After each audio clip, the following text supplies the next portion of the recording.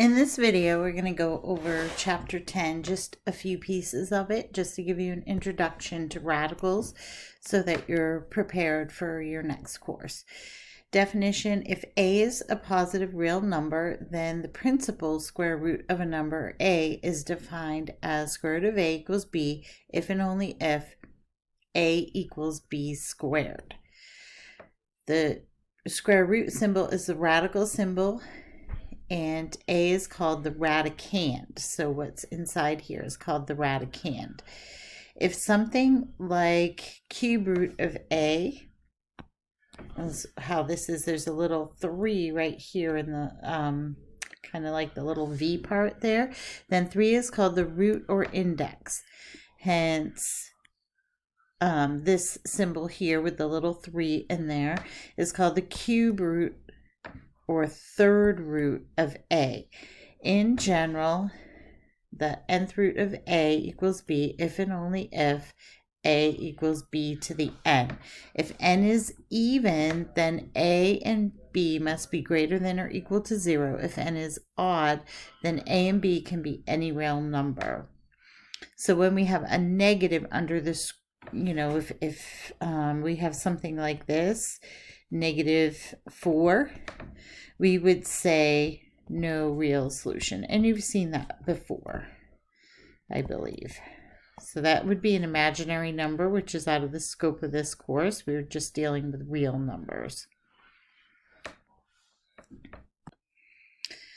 So at some points, we're going to need to simplify radicals. You've probably worked with perfect squares so far, maybe even perfect cubes, but not all radicands work that way. So usually on a calculator, you just type in square root 8, for example, and you would get this, number 2.828 with lots of decimal places after. So it's often best to leave it as square root of 8 as a exact answer, but we want to have it be simplified. In Math 99, you're going to do that quite a bit. And Math 141. So you need to figure out how I could put this as an exact answer, but in simplest form, and we'll show you how to do that here just briefly. So for example, we have this product rule. If a and b are two positive real numbers, then square root of ab equals square root of a times square root of b. So that's an important principle to know. Also, the same thing holds for any index. You can split them apart for multiplication, and it also works for division too. If you have, and they'll probably show you this at some point, but if you have a square root of a over b, you can split that apart as square root of a over square root of b. And we don't like square roots in the denominator, but we'll deal with that later when you get into Math 99. Where n is a positive number, n is greater than or equal to 2. So that's where this is talking about this index here too. So this is just always an index of 2, but we don't write it in. Oftentimes we do that in math. If it's understood, it's general practice, we aren't going to write that in. But that's what that means. You could put a 2 in there if you wanted to. So on this one, we want to simplify. If we have square root of 63, for instance, that would be the same as writing square root of 9 times 7. And then we could split that apart as square root of 9 times square root of 7. So it's really important to know the basics of your perfect squares. So if you're not sure of those, you can make a chart. You could use a calculator just to get used to it. Just do 1 times 1 is 1, 2 times 2 is 4, and you'll see where we have those perfect squares. So 9 could be broken down as 3 squared. So we would have the square root of 3 squared times square root of 7. And you probably just know square root of 9 is 3, but just so we have a system here. We're going to look at the base. So if I have 3 raised to 2 and my index is 2, those are inverses of one another. So it just leaves me with the root or the base. So then I can write this as 3. So I just take the square root of 9 is 3 times the square root of 7. And that will calculate out, if you were to do it on a calculator, you would end up getting 2.6457, so on and so forth. So we want to leave it, the goal is to leave it like this as an exact answer. Sometimes you're going to be asked to estimate, and then you would use the square root key, and you would do the square root of 7, you'd get 2.645, and then you'd multiply by 3, and you would get 7.937. That's probably far enough to round to, as an approximated. So just keep in mind, when we're talking about exact answers, we want it in simplest radical form, and this is rounded. This is an approximation.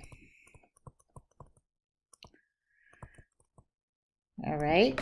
Now on your calculator, if you have the TI 30 multi-view, you're going to need to hit the double arrow symbol above the enter button to be able to get the decimal form. It will always just put it in simplest radical form for you, but keep in mind, again, when you have a proctored test in your future class, this is a unique term here where we're not proctoring, you wouldn't have access to a calculator. There'd be a no calculator portion for most professors on this type of thing, and you need to be able to do it without a calculator, so you show that you have that skill. Especially, we want you to learn that, because when you have variables, you're not going to be able to punch them into a calculator. So that's about as complicated as we get in this class. You can skip these. We're not going to get into those. We keep the numbers pretty small here. I think, this one's pretty easy to do. 10.2a, so you can pause and try that one and break it down. I'll do it right here with you. So I have a -8, and then 600 could be broken down to 100 times 6. So to -8 times the square root of 100 times square root of 6, and square root of 100 could be written as 10. Square root of 6 we can't simplify anymore. There's no perfect squares as factors of that, so we would just leave it as square root of 6. And then finally we just calculate these numbers here. -80 square root of 6 would be the answer for that one. So we're skipping a lot of pieces here with this. Now we're going to look at simplify radicals with variables. So the idea here is just to get you familiar. You'll have a couple, homework problems that are really pretty simple, but just, I know this comes right at the tail end, but it's helping you to see how the factors relate to one another. So when we have something with variables, it also works the same way. So if we have this square root of z cubed, we could break that down as square root of z squared times z. And I'm writing it that way so I can clearly see here I have a square that would be undone, basically, when I write it as a square root. So the square root of z squared times square root of z, this is going to just leave me with my base of z. So it'd be z times square root of z. This one has to stay underneath, okay? And in your homework, I picked problems that have plenty of videos if you need more stuff going on with that. This B is pretty complicated at this level. I'll do it with you just so you can see how it works. And we'll even look at the cube root. But basically what you're doing is dividing the index into, so if this were understood to be 2, the 2 into this 2, and it leaves me with a 1. That's what's happening there. So when I look at this one, I have -2 on the outside. I have square root of 12, which could be written as 4 times 3 for my number part. A cubed could be written as a squared times a. B to the 4th could be written as b squared, let's get rid of that, times b squared. And c to the 9th could be written as c squared times c squared times c squared. Again, there is the shortcut where you can just take the index and divide it into the power, and that's what's left. But sometimes that's a little confusing at first. So we'll look at -2 stays on the outside. If we take the square root of 4 here, we're going to be left with 2. Square root of 3 stays under there. Okay, and I'm going to write these in parentheses, and then I'm going to pull things out that and group them differently when I'm done. But a squared, the square root of a squared would just be a. And then this other one needs to stay under there, a. And now here I have a b that I could pull out in a b. So I have b times b. You might recognize here, if I were to put 2 into the 4, I would be left with b squared. And I could just write it like that. The same thing here, if I put the 2 into the... oh, that's square root of 9, not 6, I was thinking. So I have a lot more to do here. C squared times C squared times C squared times C squared times C squared. I have 2, 4, 6, 8, 10. So I'm just left with a C there. Okay. So I would end up getting, on this one, I have C times C, so I'm taking square root of that one, square root of this one would be C, square root of this one is C, square root of that 4th one is C, and then I'm left still with a square root C. So again, you can see how this gets pretty complicated, but that's what you'll do more in Math 99, just showing you here. So if you want to skip, this one, you may skip this one. So then when I pull it out, I would have -4. I would multiply that out. And then I would pull out all my things that aren't under a radicand, that aren't as radicands under a square root symbol there. I would write a. And then I would have this one would just be the b squared. And then I would have c times c times c times c would be c to the 4th.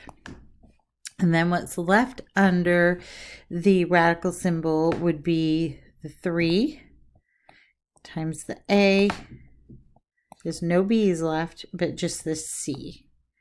Okay, so that would be my answer. Kind of complicated. One thing I just want to show you, this one's more than I want to get into, but I just want to show you a cube root. Like if I had a cube root of 8, I would want to look for things that were perfect cubes. So if I had a cube root of 8, I could write 8 as 2 cubed. And then you can see how these would undo each other. Taking a cube root of a cube leaves you with just the root, right? That's why we call it the cube root. So my answer for that would be 2. If I had something a little more complicated, like if I had cube root of, let's say, 16, okay, and then I had like x to the 4th, for instance, I would have to break these down inside. So I would have the cube root of 8 times 2 times x cubed times x. And that would leave me with, I'd pull out the 2 here. So cube root of 8 would be 2. I would be left with a cube root of 2 underneath. And then here I would pull out the cube root of x cubed would be x, and I still have an x underneath. But again, you'll get more into that in Math 99. Just kind of want you to see it now. Try a couple of gentle problems. And another reason we want to simplify is so that we can add and subtract radicals, because you have to have this same radicand in order to be able to add and subtract.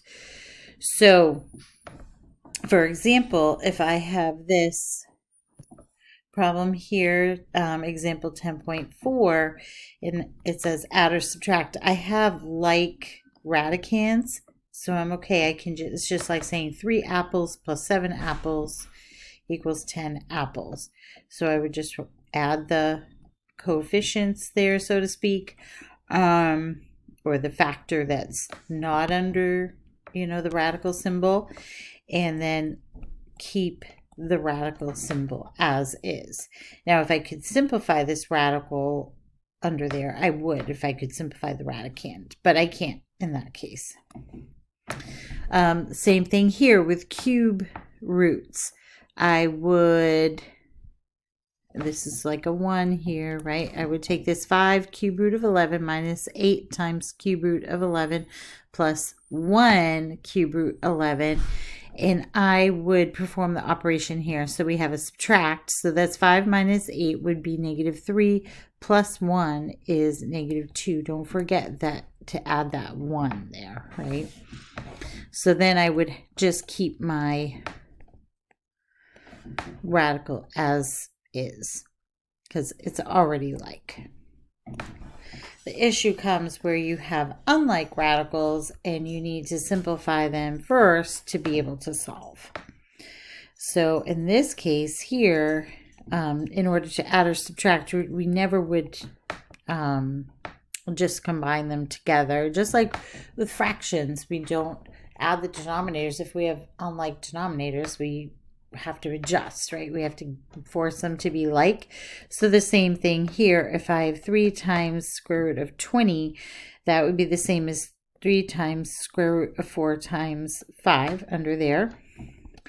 And then plus 8 times square root of 45, I could change that square root of 45 to 9 times 5. A lot of times that when we're introducing this, they'll work out nicely in that way. And then I can take the square root of 4, and I can do 3 times 2, but the square root of 5 has to stay as is. And then I have 8 times square root of 9, here would be 3 square root 5.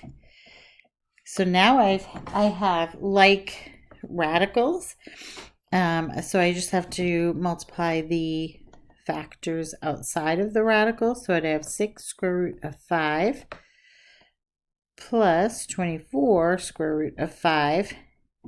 And now I can perform the operation of the numbers outside the radical. So I would get 6 plus 24 is 30 square root of 5, because the square root just stays as is.